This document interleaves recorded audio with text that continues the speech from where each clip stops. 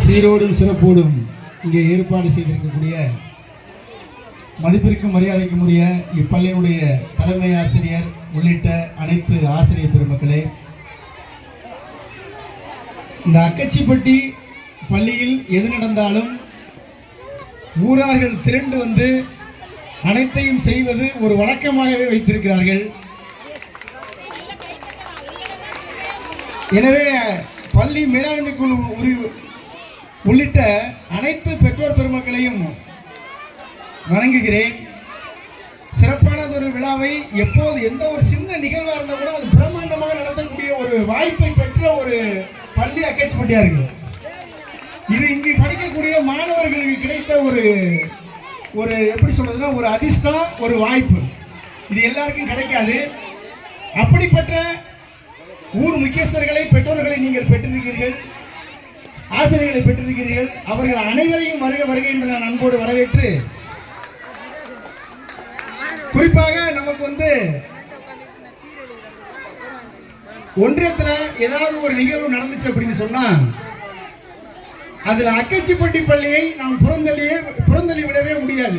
அப்படி ஒரு நிலையை இந்த ஆசிரியர்கள் ஏற்படுத்தி இருக்கிறார்கள். இங்க இருக்கக்கூடிய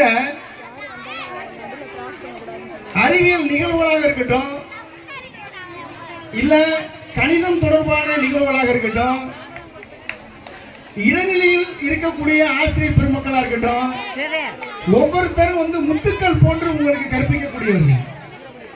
நான் இப்ப ஒன்றியத்தில்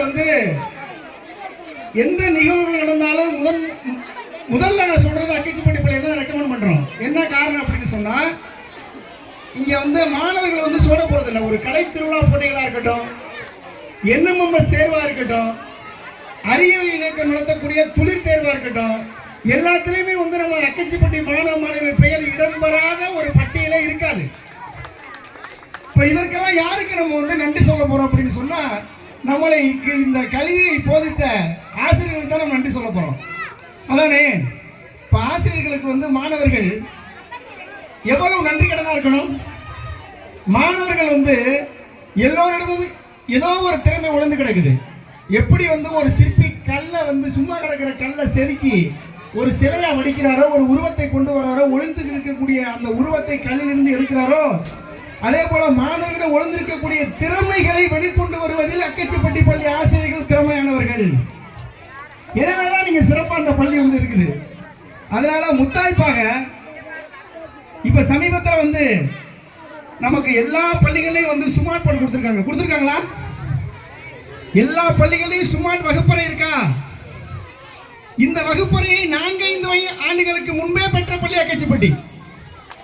இது எதனால் சாத்தியமானது? இப்பொழுதுதான் நம்ம ஒவ்வொரு பள்ளியிலையும் ஸ்மார்ட் போர்டு இருக்கு, வகுப்பறை இருக்குங்கிறத நம்ம சொல்றோம். ஆனா அக்கச்சிப்பட்டி பள்ளி அப்பவே வந்துருச்சு.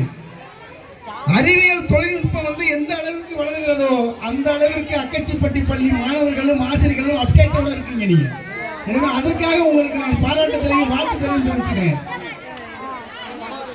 காலையில் 1 மணி நேரம், சாயந்தரம் 1 மணி நேரம் மாணவர்கள் வீட்டு பாடம் செய்வதை பெற்றோராகிய நாம் கண்காணிக்க வேண்டும் என்று உங்களை அன்போடு கேட்டுக்கொள்கிறேன்.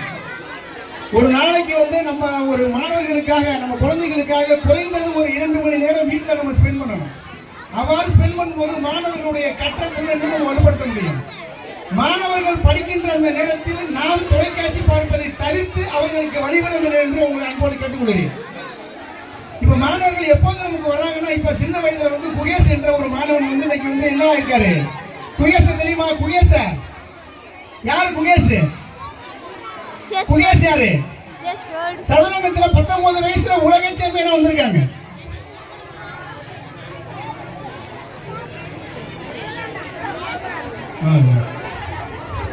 நன்றி. அதனால நம்ம ஐயா மருத்துவர் ஐயா வர்றாங்கன்னு சொன்னாங்க. அவங்களுக்கு ஐயா அவர்கள் நிறைய பண்ணியிருக்காங்க. ஐயா அவர்களுக்கு நான் நன்றியை தெரிவிச்சுக்கிறேன், வணங்குகிறேன் அவர்களை. எனவே சிறப்பானது ஒரு விழாவை நீங்கள் ஏற்பாடு செஞ்சுட்டு இருக்கீங்க.